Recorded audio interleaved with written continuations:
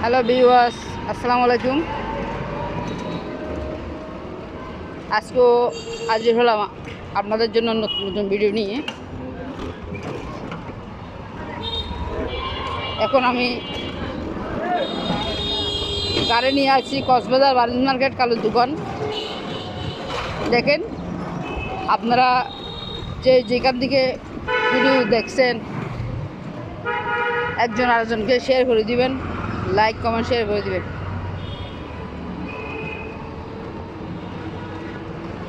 দোয়া করবেন আমি যেন আবারও আপনাদের জন্য নতুন নতুন ভিডিও নিয়ে দিতে পারি।